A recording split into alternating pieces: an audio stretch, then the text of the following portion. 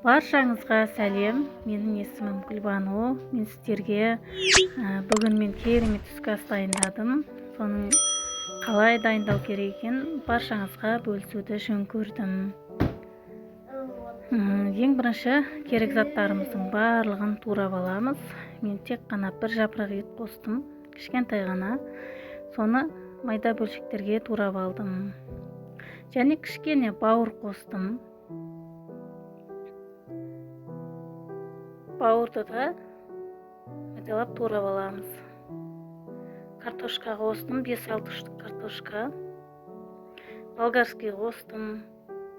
Оны да турап алдым майдалап. 2 дана чеснок қосып жібердім. Және помидордың қабығын ашып, майдалап турап алдым. Енді пиязды турап алдым. 2 дана пияз турап алдым.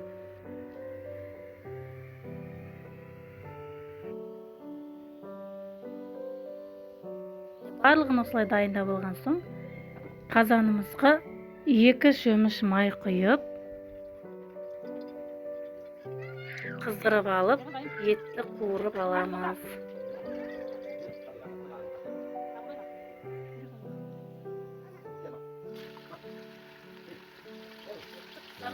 Қуырып аламыз.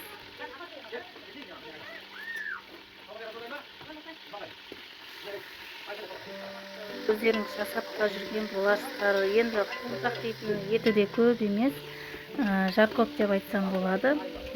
Керемет дәмді болып шықты. Осылай қып-қызыл қылып қуырып алдым. Қуырып алған соң пиязды салдым.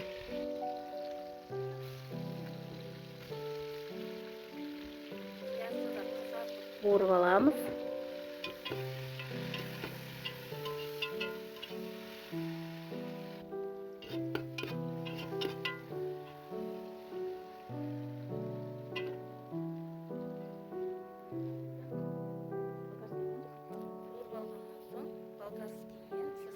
Салдым.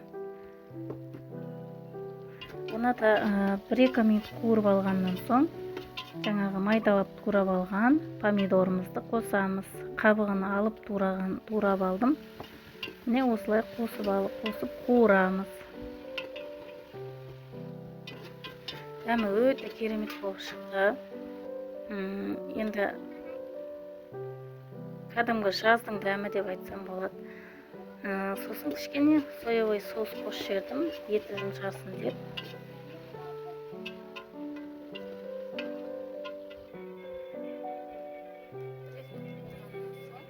Картошкамен бауырды салып қуырдым.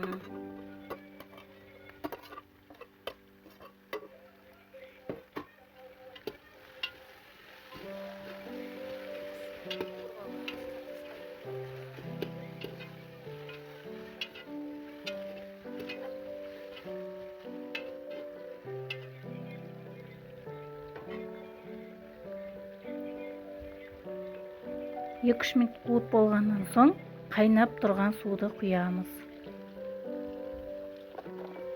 Және айтпақшы, мен приправа салдым, тұз салдым, және қарабұрыш салып жібердім.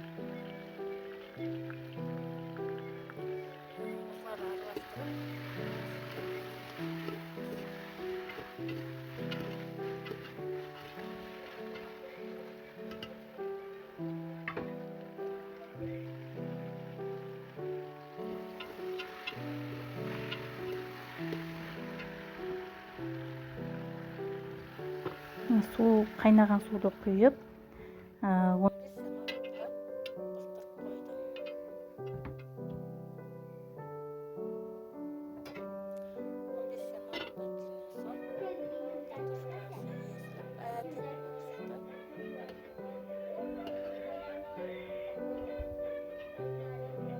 минутқа осылай сулы болып шықты.